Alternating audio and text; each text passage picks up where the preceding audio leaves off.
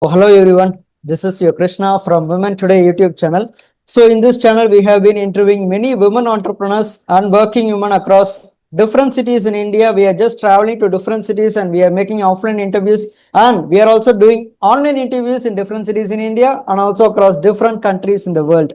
So today's our guest is from Mumbai. Her name is Madhuri Ruia. So I welcome you, Madhuri Ruia ma'am, to this Women Today YouTube channel, and she is a wonderful nutritionist, a healthy lifestyle coach, and also a pre-diabetes reversal coach. So I'm very glad to host you in this YouTube channel. So please kindly introduce about yourself, about the kind of professional work that you're doing to the society right now, to the audience, ma'am. Yeah, Krishna Kumar, thank you so much. It's really exciting for me to be here and to see how much great work you are doing. I feel privileged to be here. And yes, I have been a nutritionist for the past almost 25, 30 years. And I've been working in the space of weight loss. And there was a brief moment when I had my own gym, not a brief moment really. I had my own gym for 10 years before COVID. It was called Intergym, and it was a personal training studio. I think I'm not sure if you know that I'm also a Pilates trainer. I love weight training, and I love to do everything that is a 360-degree kind of approach to health, because nutrition is just one part of the puzzle. Everything else really matters. And yeah, so I started my career when I was 36, I think. Yeah. Before that, I was a Montessori teacher and a homeowner. So now you might ask what made this change, and the change was really triggered by a family event where somebody had drop dead levels of diabetes. If I go back to that space, you will. I was eating pizza, pasta, drinking beer, whatever. My lifestyle was not anywhere near what it is today. And when that event happened, all of us, the whole family, changed their lifestyle to support this person.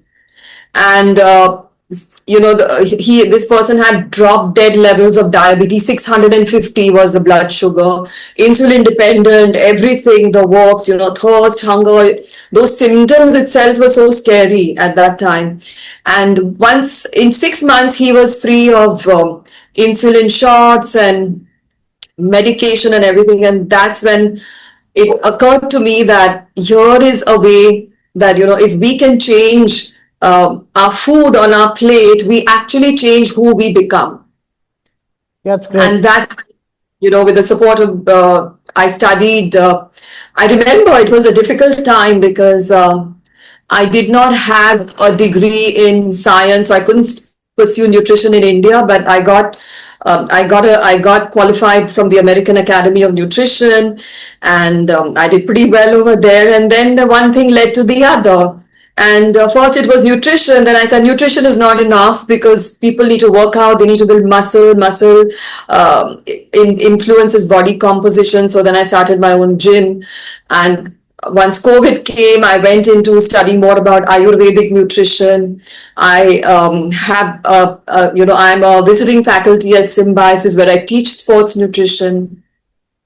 And now I'm seeing more and more that, working into preventive spaces like pre-diabetes, longevity, that's where my calling is currently.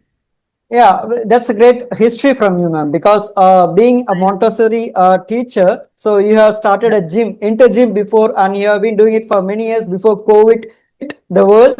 And after COVID, you have turned it to a full-time professional nutritionist, and also you have made your mind that you don't want to be only the nutrition part, but you also want to contribute it in the pre-diabetes part because you had many issues with your close, near, and dear ones. So I do accept that there is a lot of changes, but the changes which happens in our life is actually because of something which it wanted to bring a full potential. So I do accept that you have now come to the stage that you are in your full potential, because I'm speaking to a person who is a legend, who is having experience which is more or less equal to my age. So you are a great legend. I am really honored to have you God in this bless. YouTube channel. Yeah, that's great, ma'am. So Thank you also so tell, much. Thank you so much for the opportunity. yeah, yeah, sure, sure. So tell us, ma'am, people nowadays, as you told that most of people, of course, they are having a lot of junk foods. I'm not telling not only people from outside, of course, even consider me. So we are living in a world where we should concentrate more on work and we can't spend time in doing our own food. The thing is that we don't actually have time for it because we have to rush for our work and we have to come to our home and we have to go through a lot of fast food, and because of this people are getting a lot of obesity problems, and also mainly they are risking their lives with diabetes problem.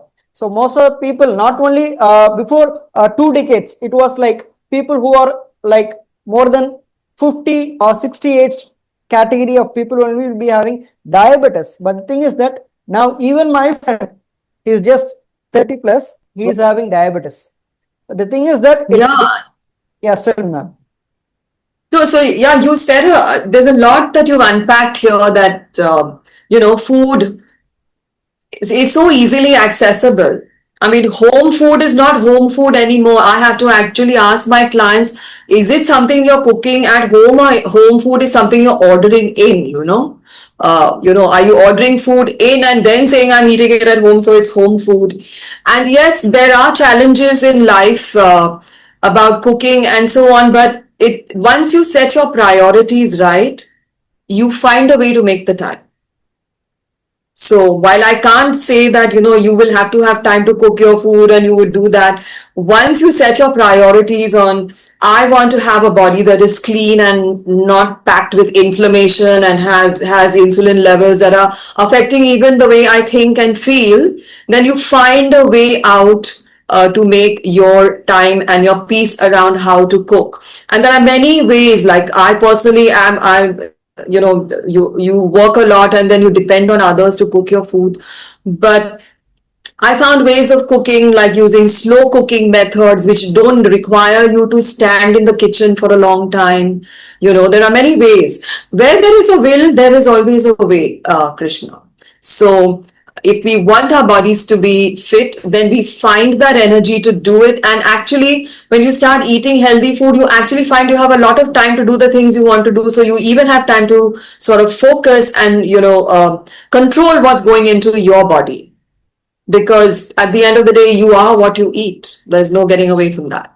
Of course, most of the people consider celebrities. They will be eating a very little bit. They'll be making their dietary chart according to the dietitians. They'll be having their own personal dietitians, personal nutritionist, and because with the help of their advice, they'll be hitting the gist. They'll be making sure that the body needs the correct protein, the correct fat, correct carbohydrates. They do take Right. everything, but in the right amount. So the right amount and the right thing makes the right body with the right mind. I do accept it, ma'am. And also in the beginning, Absolutely. Very well said. Yes. yeah, even in the middle of the, I mean, in the beginning of the conversation, you told me a slight joke that most of the people will be saying like, "Are you having food in home or are you having food in shop?" No, I strictly avoid shops. I strictly avoid going to restaurants. Of course, I just buy them or I just order food from restaurants. I do have in home. Yeah, yeah, absolutely. Yes. That's a Yeah. great joke. That's a great Changing joke, Mataji. landscape, the changing landscape, and we have to be up for the challenge. We can't complain. We have to be up for the challenge. Yeah, I do So accept, ma'am. we And can also, always find. yeah, you're telling something? Tell me, ma'am. I said we can always find a way. There is always a way out. Yeah, yeah.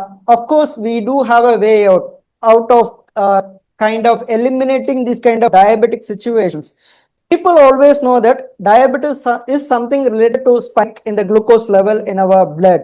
The thing is that most of the people are not aware of pre-diabetes reversal process. So tell us, ma'am, what do you mean by pre-diabetes reversal and how your coaching to be in a healthy lifestyle can actually bring back them from the diabetes they are facing? Please explain about it, ma'am. That's a really deep question, and it took me a while to get into the pre-diabetes space because when people have diabetes, they are already getting a lot of medical attention. They're going to doctors, they have everything working for them.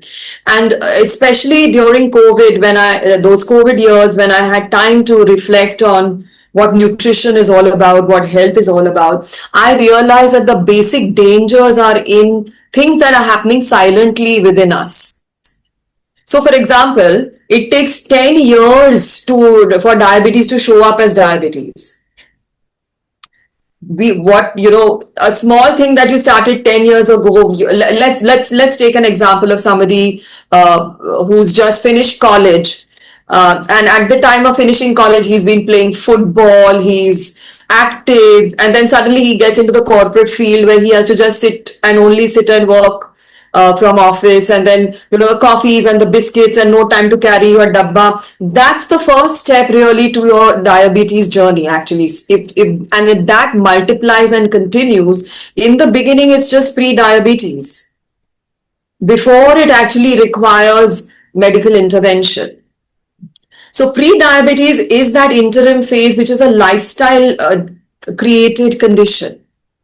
Just because you're not getting in the nutrients that you need at the time at which you need to get in, you're not getting adequate protein, you're not following the move eat rhythm method, as you eat and you move and you eat and you move, you're not following all of that. And that's when the whole kind of sugar levels, insulin levels, all of it compounds and becomes into diabetes, because the body just gives up. The pancreas just gets so tired of releasing insulin for processed food over a 10-year period. And now what happened interestingly was sometime last year I went on a large family holiday. There were about 20 of us from all ages, from 6 to 70. And in this group of 20 people, 18 people had either pre-diabetes or diabetes. 18 of these 20 group, and some of them were as young as 30, some of them were, so it was an entire family, right? 3 generations. And the only 2 people who did not have any pre-diabetes was a young girl of 6 and me, myself. And that's when I got thinking that here is a ticking time bomb, because all these people, if they don't take care of themselves, are going to become definitely diabetic. And the thing that hit me in COVID is that the viruses get better in people whose immunity is compromised. Viruses become very strong in people whose immunity is compromised. So that means the viruses get really good when more and more people are, immunity compromised, have diabetes, heart disease, cholesterol, and so on. That's where the viruses really start to get good, and they affect the good population as well. So in my thing, I just felt that if I could just kind of help people from pre-diabetes only to quickly reverse it, because it is totally reversible. It's a lifestyle condition. If you go to a doctor, what is he going to say? Go and lose weight, improve your lifestyle, start exercising, and then everything will become okay. No medicine for pre-diabetes. Yeah, that's right. So I sort of picked that up. I said, if this is a 20, then the people in the holiday were from all over the world, families. So I said, if this is what India is all about, then we have so many unknown, unspoken people who have pre-diabetes. And pre-diabetes, the symptoms are not extreme. You kind of just manage it.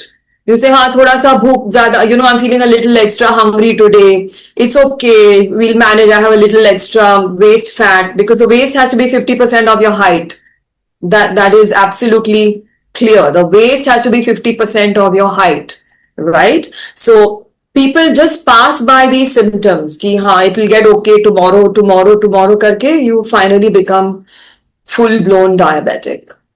Yeah, it's like let me control this part. Yeah, it's really kind of what to say. Of course, I know personally that diabetes do exist not only in aged people but also in the middle-aged people, and also at the same time. Right. With each and every story which you are telling to me right now, of course, we do know there are a lot of diseases in this world. Main diabetes is a kind of condition which is affecting more than 80 to 90% of people in India. Absolutely. But the thing is that even if we know, we are not able to control it because we are used to. I think this is the right uh, term which we can use. Of course, we know that if we are going to continue with junk foods, or if we are not going to take enough proteins, enough vitamins, enough nutrients, and if we are mainly going to do physical work, then we are prone to these kind of diseases. We are just going to face these kind of diseases in the future. But the thing is that, as you said right now, if each and every person goes through this, that each and every day, if some or the other person comes to them and if they talks to them like, okay, I have my relative taken to hospital because of diabetes. I had my kid, I had my own kid, I have my own son or daughter. They are aging just 30 years, just 30 years of age, and I have been taking them to hospital because of the spike in the glucose level. If each and every day they're just putting into the mind, then only we'll be able to understand the ticking thing which happens. Ticking Because time bomb. yeah, the thing is that we are actually forgetting each and everything. This Mm. kind of things actually will lead us to great situations like diabetes. And of course, each and everyone to carry the injection, diabetes, glucose, that insulin injection with them in order to control them. But being a Right. nutritionist and being also a healthy lifestyle coach, so what kind of process would you like to tell to your clients in order to avoid this kind of diabetes, ma'am? So tell us the process even before the patient. I want to tell them, consider them as patient. I want to tell them as humans who had actually forgotten to do their own job, to take their own Yeah, food. the basic thing. Right, Yeah, the right, right. basic thing. So, So so uh, it's very interesting. Yeah, go ahead. Sorry, yeah, no, no, you no. were saying something. I just want to split the question into two. The first question will be Okay. like, what are the process that you recommend to tell to your audience, to the clients who are watching this interview, even before they get diabetes? Because you are telling me right now that consider, for an example, there is a guy who has just passed out from college. After 10 years, he will be getting diabetes. Even before knowing it, he has been going through a lot because of the kind of junk foods, because of kind of physical stress, mental stress he is having in a corporate job without having any kind of physical activities. So what one should do even before going through the diabetes stage, and what one should do after getting into diabetic stage? So please explain the pre-stage and after the And the post. post-diabetes, ma'am. So basically, the power of reversing any health condition is your lifestyle. And when I talk about lifestyle, I'm talking about, whatever you eat, you have to use that energy as you eat it. Whatever calories you take in, you have to use them as you take it. And when you do that, you don't store excess glucose, you don't have too much, don't store anything in excess, because all nutrients in excess, whether it's glucose, protein, or fat, even all of them get stored as fat in the body. And when the body starts storing fat, it becomes, the metabolic rate slows down, right? The metabolic rate slows down, and as a result of that, then everything starts piling up. When the metabolic rate slows down, you store more fat, you feel more hungry, you get more sluggish, you don't feel like moving, right? So a big rhythm for me, especially as somebody who has also been a gym owner, is the eat move rhythm. As you eat, you move. So a lot of people think about, I go to the gym in the morning for 1 hour, I do heavy workout, I get my PR, I can do this deadlift, this squat. When you come back, and either you're sitting at office the whole day sitting doing nothing, or you're just kind of lying down. So you need to be moving all the time, because human beings are ambulatory, as they say, ambulatory creatures. The brain wants to feel safe when we can move from point A to point B. So that's why post meal walks are very important. Okay, then you need to have this really healthy balanced plate. Healthy balanced plate, a lot of us think that it's just roti sabzi, but there's something missing there. So I always make my clients do this, is that close your eyes, get a plate in front of you, you divide it into half the plate has to be packed with high volume, high fiber food like vegetables in any form, soup, sabzi, whatever, little vegetables, whatever you're having, salad, that should be half of your plate. And then the other half again divide into two. One half is carbohydrate meaning grains and cereals. But nobody talks about that in the grain and cereal corner. Potatoes, peas, and corn also come in that. So if you're going to have roti or rice, that means you can't necessarily have also potato and mutter. You understand? And Yeah. in the lowest quadrant, you have protein. So when you have a meal like this, your this way your thyroid gland is also supported to work efficiently, and it has a it has a kind of a ripple effect on all the hormonal systems of the body, right? So an exercise that I do with my clients is take whatever food you're eating and map it on this plate. It's called plate mapping. Okay, you map it on your plate, because the left quadrant, the vegetable quadrant, actually helps the carbohydrate and proteins to get digested. They also buffer the intake of how glucose comes into the bloodstream.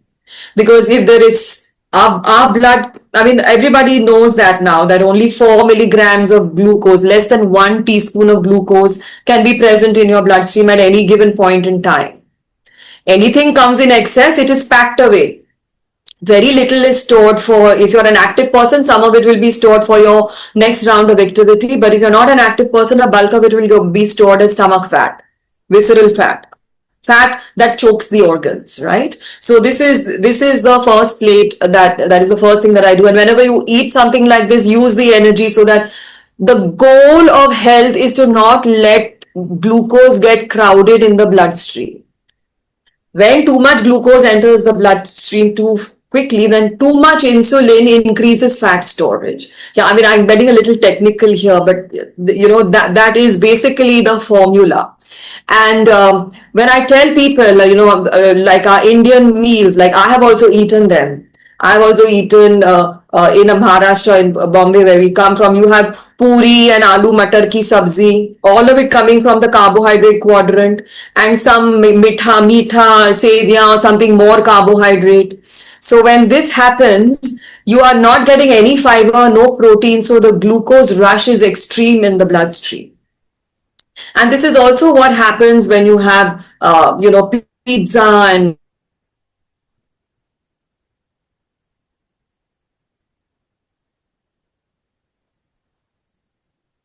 life. It's a compounded effect of ill health in the body. So, yeah, you have actually told things which is actually known to many people. Many people, of course, know that they should take a proportion in the plate, that it's half of the plate should be filled with vegetables. Of course, with green vegetables, with more fiber, with less oil, less fat, and everything. And of course, less carbohydrates. Like people in South, they'll be having less rice. People in North, they'll be having rotis, chapatis, and of course, a little bit rice. The thing is that when they're in the home, the reality hit, the reality fact which we can talk in this interview is, when they're in the home and if they have time, they should have these two factors. They should be in the home and they should be having the time. Only then they'll be able to make the plate filled with each and every kind of nutrients which is needed for the body at the right amount. But the thing is that, consider a person who is going to job, who is going to a corporate job, who is going to a travel job. Of course, consider like 50%, I don't want to tell us 60 or 70, but half of the world has to work outside in order to fulfill the family kind of things. The thing is that they'll not be going to restaurants, and they can't actually balance each and everything in the plate when they go eat outside. So what kind of foods would you recommend to people who is going and visiting restaurants? It's not very difficult. Yeah, suppose you're taking your dabba, for example, roti sabzi everybody takes. You just take a little bit of carrot and cucumber, that will become a little additional salad. And then you can have a little bit of 2-3 pieces of paneer, which gives the protein. This becomes a balanced meal. Right? And when you're eating out also, just ask the chef to give me little kakdi, give me a simple salad, nothing exotic. You don't need to have an exotic, expensive salad. You can just have slices of kakdi and gajar. And, this is something I have seen from my childhood. I've grown up, restaurants always gave that as a free dish. When we would order out, we would get that. We would get gajar, kakdi, little onion, to start. So have that with your meal. Tell the restaurant, tell the chef that everybody is health aware now. Just say, please give me kam tel wala khana. Please give me something that is steamed and not deep fried. Don't choose anything that is deep fried. And when you go out, you have more of the low calorie vegetables like spinach, methi, and all of that, and don't have fried aloo. So there are many tricks in the trade which is totally doable. You can always do this. And yeah, there's one more thing that I must address here is that a lot of my clients, come and say that, yeah, I eat very light, I eat very hardly any oil in my diet. But then when I like to deep dive into things and track everything with my clients. So when I ask them a clear question, how much oil do you consume at home in a month? That's the first question is, how many people are you cooking for at home? Second question is, how much oil do you consume? Right? So, people say that, yeah, we are about 4 people at home and we have about just 5 liters of oil in a month. That's kind of scary because what to say? We should avoid kind of oily foods, deep fried foods. Of course, we can Yeah. skip the items. Of course, we should have food for taste. But the thing is that there is a saying that if you don't have your food as medicine, then you'll be having your medicines as food in the future. Absolutely, yeah. No, so here there is a sort of a deep understanding that because you don't see the oil in which on your plate, it's just there. The vegetable is cooked in oil. You don't see how much oil you're eating. The right amount of oil is half a liter per person per month. So if there are 4 people, there should be no more than 2 liters of oil in the month. There's 3 extra liters of oil, and they are thinking, I'm only eating one roti, I'm only eating little sabzi, but it's loaded with this extra oil, right? Even the dal and everything that is loaded with that extra oil. That itself, I mean, if we were to calculate, 5 ml of oil is 45 calories. Now, I'm going to leave it to you to calculate, even 1 liter of oil, how many extra calories is it? So, there's a lot of invisible calories that are slipping into even our everyday food. We can't. We think we are hardly eating anything, but we end up eating quite a bit. Yeah, of course. You told us the right word. You told us that there are many items which we eat, which in which oil gets slipped into it. We actually don't know. We actually will be calculating these kind of things. Okay, we are having calculated kind of food, but the thing is that most of the food are actually slipping into our own stomach without even we get to know it. So that's how our lifestyle is. So we can do one thing. Instead of going and calculating each and every kind of fried food items which we have per month, how many liters of oil we are using per month, we can just simply avoid oily foods. That's the only thing which we can do. And of course, in Indian kind of food things, if we go outside, of course, we can't have each and everything steamed because we can't go on fine shops each and everywhere. Yeah, you are telling something. You are telling that you I prefer am steamed food. agreeing with you. We Yeah, can't have such steam. We have to have simple food. Yeah, I agree with you. So you learn to make these decisions. So when I go out to a restaurant which has a lot of heavy Indian kind of food with gravies and everything, then what I do is I have khichdi and dahi, because how much oil can you put in that, right? that was a great conversation with you, ma'am, regarding pre-diabetes reversal and everything. So also tell us, ma'am, so what are the lifestyle that one should follow and what are the food items that one should follow if one is hit by diabetes? So maybe it may be to a 30-year-old person, maybe to a 50-year-old person or a old age people. So tell us what are the lifestyle changes that one can do and what are the food items that one can change once they are hit with diabetes for the very first time in their life, ma'am. Yeah, that takes me back so many years, all the things that we did. I think the first thing we have to do is like we have to change our outlook towards cooking. how we cook our food. So typically in our, in our, all our tasty meals are all deep fried with lot of oil and everything. So we have to just cut out that oil. We said that it's a silent calorie. It's a silent evil in our in our lives. We have too much deep fried food because it actually changes the chemical composition of the food, right? So we need to get first of all cut off the oil, Exactly. get half a liter per person Exactly. per month. I just want to tell you that the term which you told right now is the thing which each and every people should concentrate.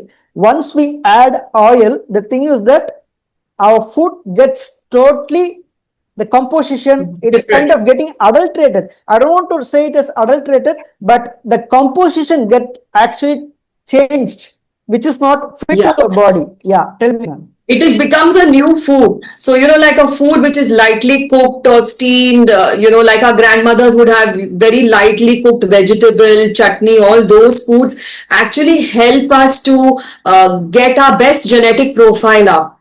And it actually silences the bad genes when you cook nicely, when you cook with less oil, light, don't have too much heat in your food. But when you're going to add a lot of oil, excuse me, and you're going to deep fry the food and keep it on very high flames for a long time, it becomes a food that actually allows bad genes to show up.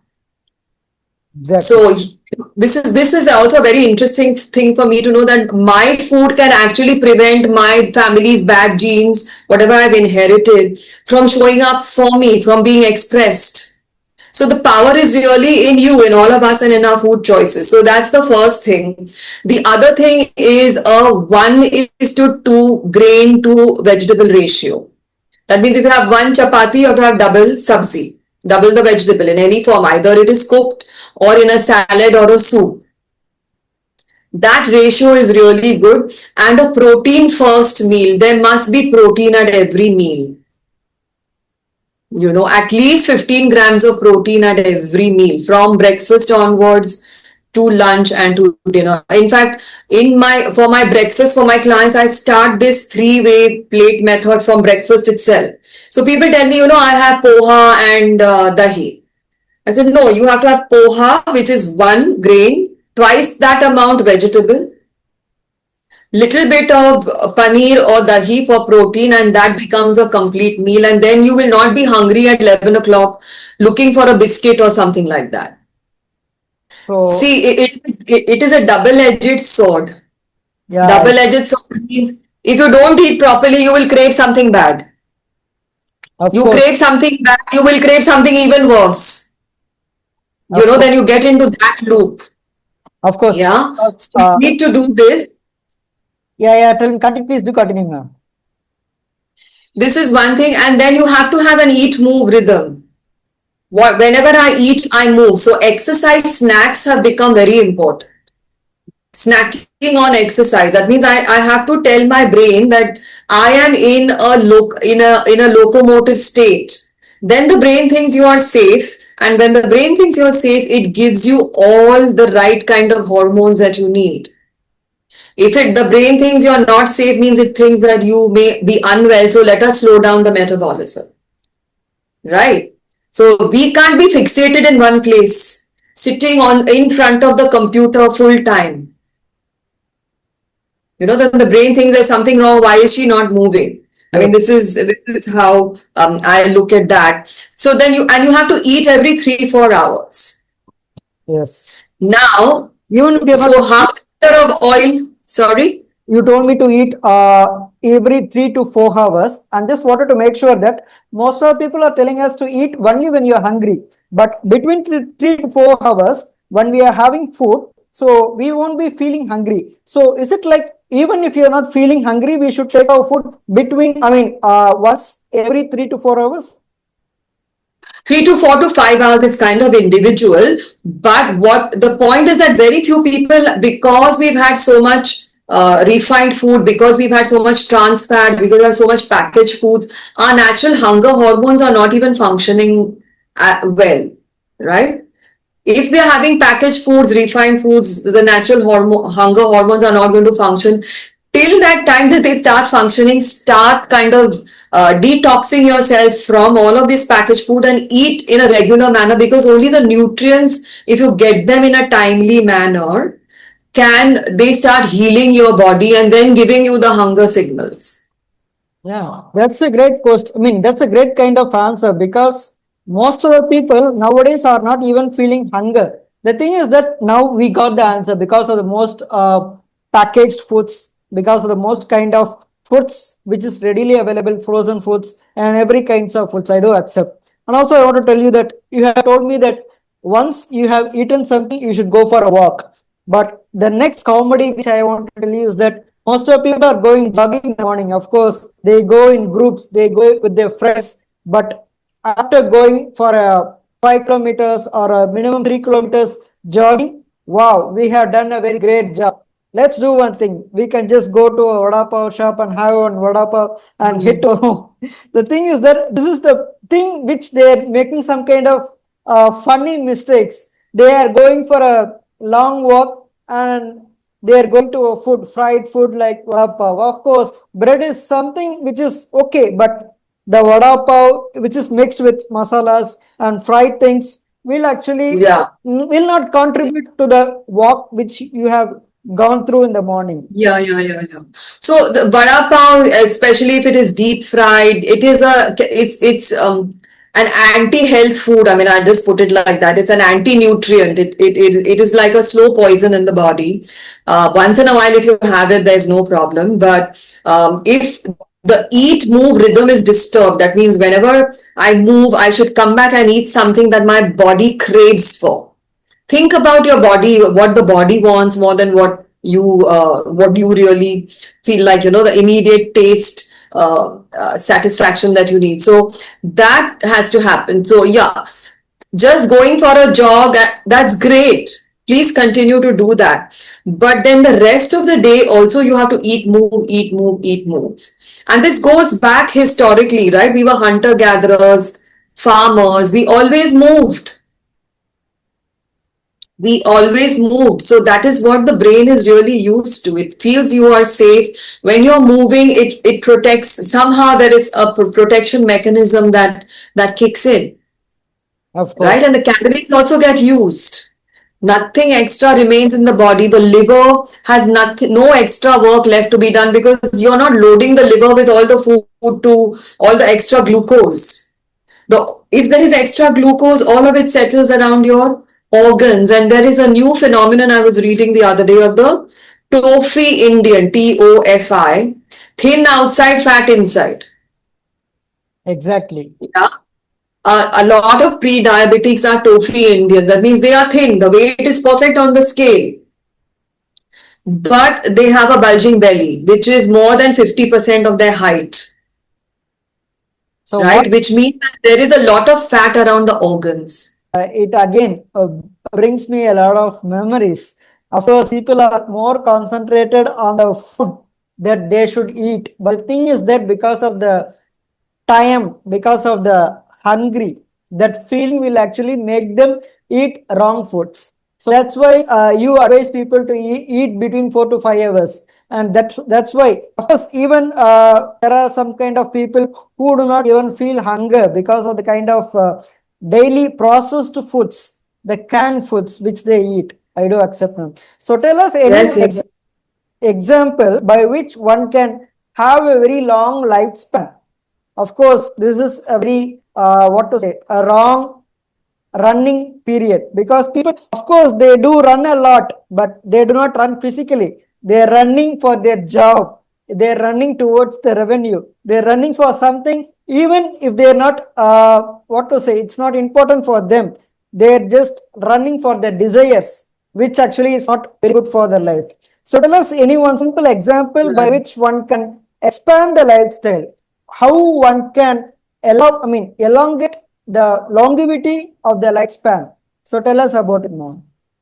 Yeah. So this is a very interesting topic, longevity, and it's very relevant for me now also that I'm in my senior years. That the quality of life has to be just as good, whatever stage, whether you're in your 60s, 70s, 80s, the quality of life, your health span has to be good and in your control, and not hand over the control to the doctors and medicine, right? We don't want to hand over that control there. So to be able to do that, there are a couple of things that just have to be done. Number one is you have to have adequate muscle tissue, because one of the things about growing older is weakness. Another name for weakness is frailty, frailty. Somebody who's frail, the kind of old person, and you feel, oh, he's looking so old, let me give him a hand. That if a person is not able to look after themselves, they are frail and they're weak, and that is because of loss of muscle tissue. So the responsibility of every single human being is to build adequate muscle, because muscle is the tissue of youth and ability. That's it. And at any age you can build muscle. I know I've seen on Instagram 70-year-olds who start weight training and they've got enough muscle. So muscle loves to be built provided you give it the right inputs. So one is muscle. So that means you have to be strong. You have to be strong. You have to be strong. Why? Because you have to be able to look after yourself. That's the ultimate freedom, that you can look after yourself.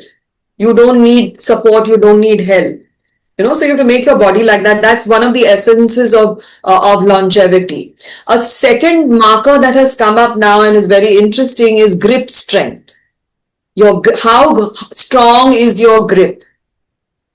So of course there are dynamometers that can test your grip, but a simple test that everyone can do is you take a tennis ball and you squeeze a proper hard tennis ball.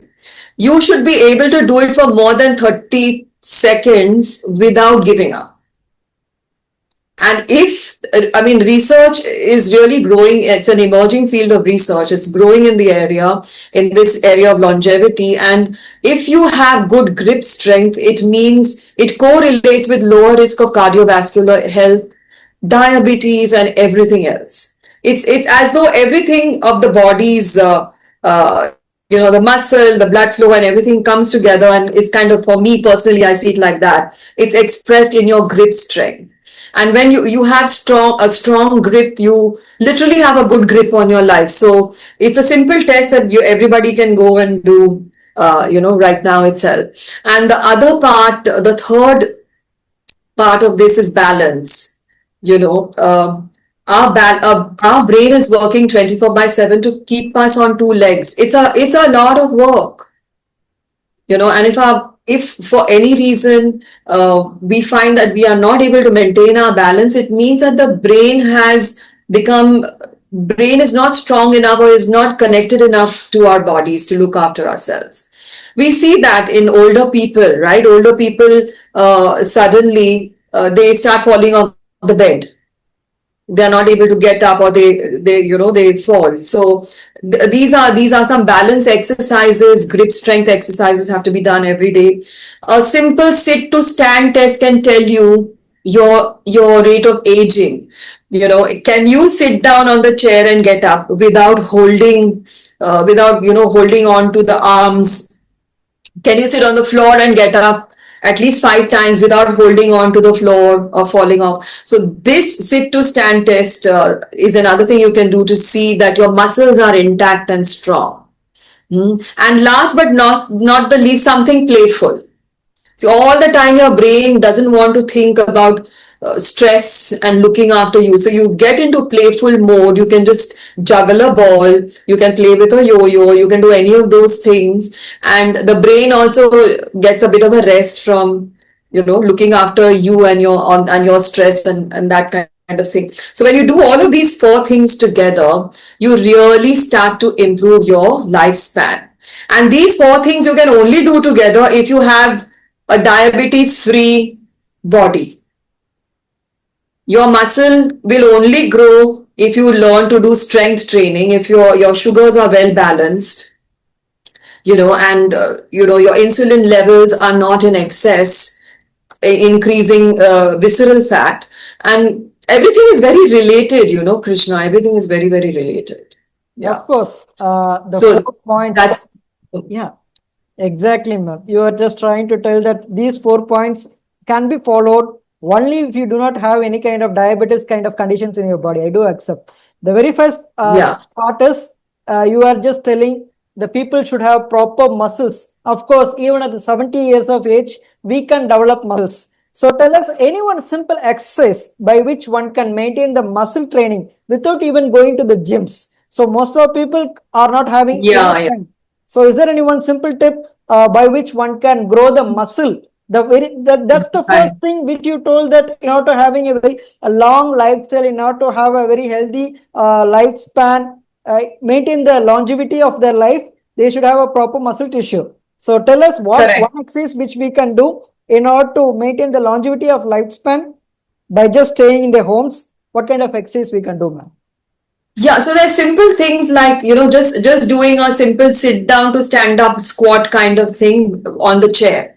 That's one of the things that one can do. Then, maybe you take a little bit of a heavy weight and do like what they call a farmer's walk. So you keep the weight in your hand and you walk up and down for 5 to 10 seconds. Then there's this beautiful equipment which I use with my clients. I have clients in Gwalior, Shivpuri, and many places where I'm making them use loop bands. Loop band is like a Thera band, and you use that and you walk with that. It gives a gentle resistance, and along with that, you can do all of your exercises. And one has to learn. I mean, you have to get some training. For example, if there is research to show that if you can do a certain number of push-ups, you reduce your risk of stroke. So push-ups and these kinds of exercises are really good. They call primal exercises: push-ups, squats, lunges. These kinds of simple exercises, sit to stand movements, can all be done to improve your Muscle tissue. muscle mass. So also speaking about the squat, the sit-ups, you told me right now we are sitting in our chair. So is it like we should sit in the chair, stand up again, sit in the chair? Yeah, yeah, yeah. This is the Absolutely. and Simple. also it's not like going down till the floor and again getting up. It can be done by just No, sitting the floor. I mean sitting in the yes, chair. it can start like this. It can start like this. Nobody should go extreme route. See, there's a one principle about health that I have learned, and I tell all my clients that you have to take small steps. Small steps only give you big rewards. If you're not used to squatting and suddenly you think I have to go all the way down and come up, you're going to hurt your back and your knees. So start small. The body adapts. Once the body adapts, if one level becomes easier, then you go to the next level. So for how many minutes can we do this sit-ups by just sitting in the chair as a beginner, ma'am? So if somebody, for example, you start with even 5 reps, something is better than nothing. 5 minutes. You're talking about 5 minutes. 5 minutes is a lot. I'm saying 5 reps. 5 times go up and down, and make it 8, then make it 10, make it 12. In fact, now there is research to say that after, I think 30 or 40 minutes of eating, you do a 45-second squat. 45 seconds is enough. It balances your blood sugar. Of course, even people can do for a stair walk. They can just walk in the Yes, staircases instead of hitting yes, the lift. yes. Stair walk up and down. Absolutely. That You know, absorbs blood glucose. you know what? But Yes. when you do squat and you do something against your own body weight, continuously, you build muscle like that. Of course, even many gym trainers, they actually, before you go to the gym as a beginner, the first thing they do is go for a warm up. You just go down the stairs of the gym. The gym is in the first floor. They just ask you to go down, come up, again go down. So they tell us this is the warm up that I'm going to do to you. And you know what, ma'am? Correct. The second step, I mean, in the second part, you were answering about longevity. You told me that there is a research in which you have to squeeze the tennis ball so that it will help you grow your muscles. Before 1 decade, it must be like 10 to 12 years during my school days.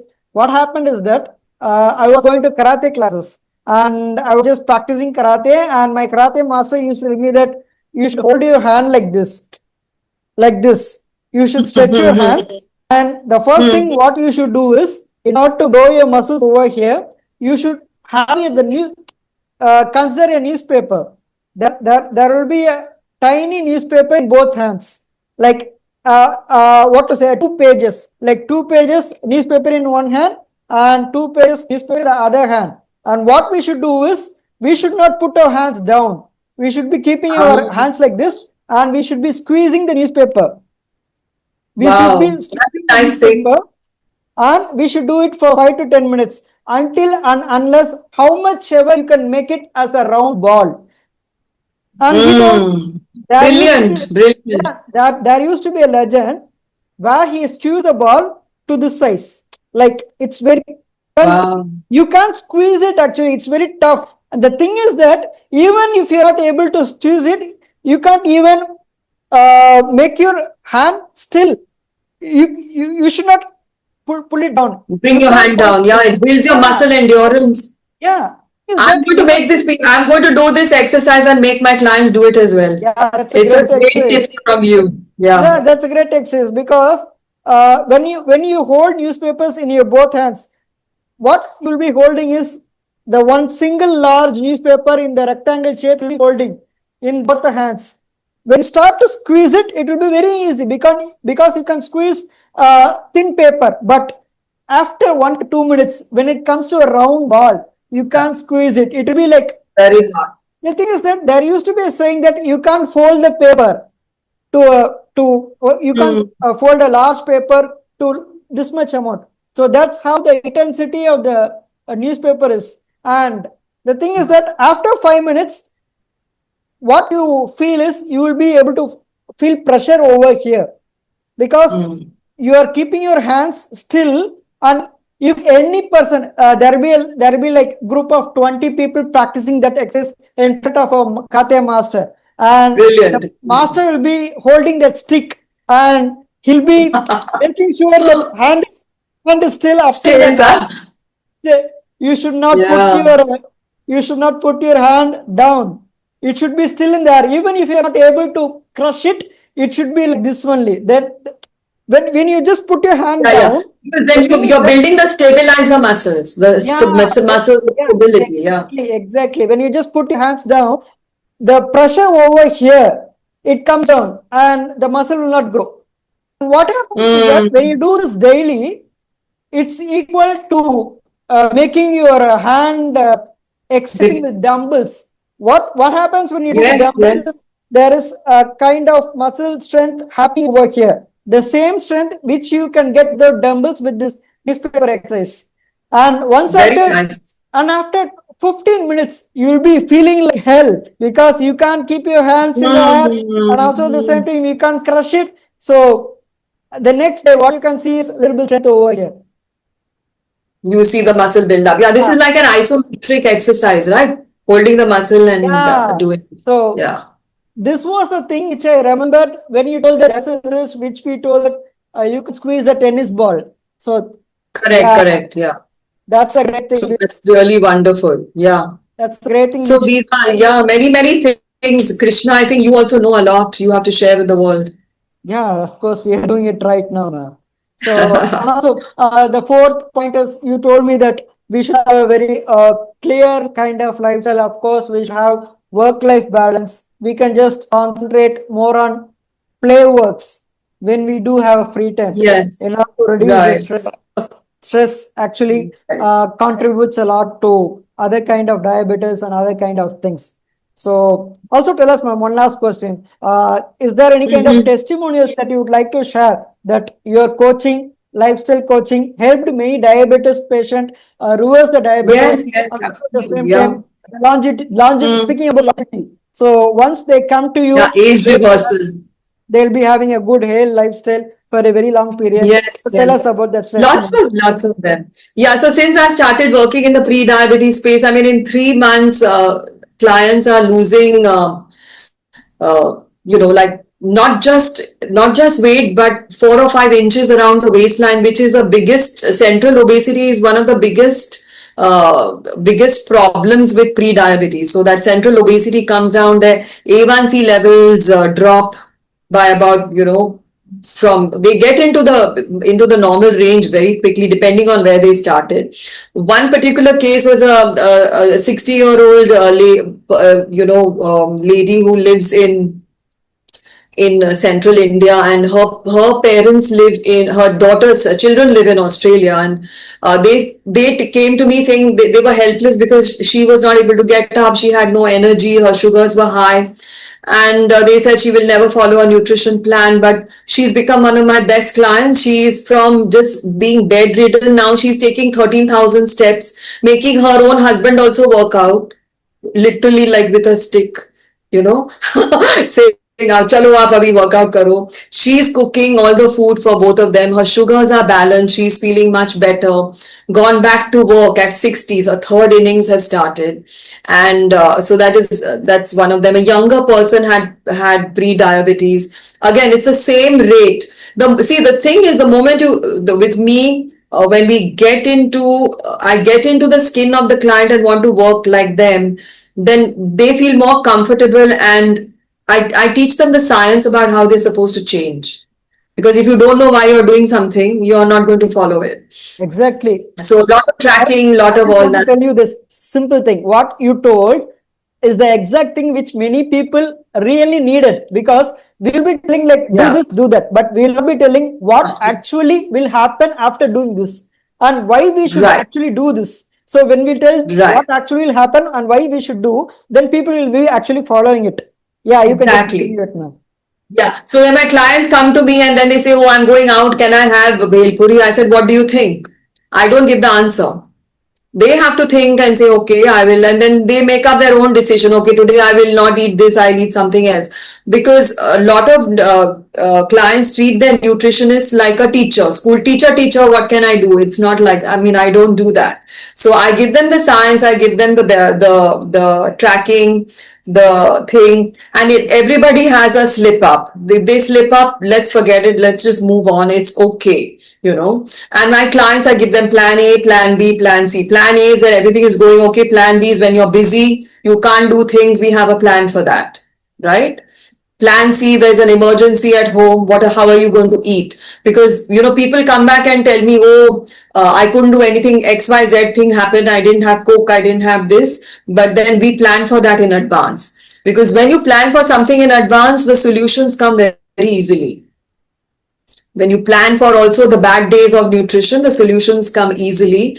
And even the cheating is kind of licensed. I'm going to eat this, tell me what you're going to eat, and let's stick to that. So when you do that, you also give your brain a new message that you mean business, right? You're not doing anything in a random fashion.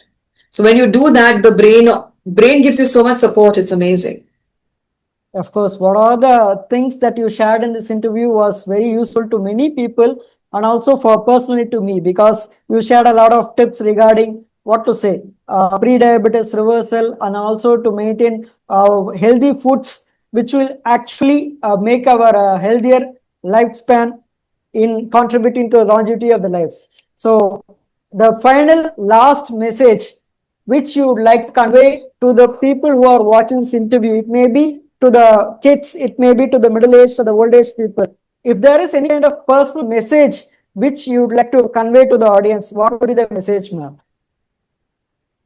See, the message is that, you know, you have to look after your body like you want your body to look after you. Okay, we have to look after our body just like our body needs to look after us, and that is why I started. That's how I started changing my lifestyle, because I'm saying my body does so much work for me, and what am I doing in return? I only wanted to lose the weight, I only wanted to look good, I want to do this, but what am I giving it? And the thing is, we don't know how good it is to be on the other side of health.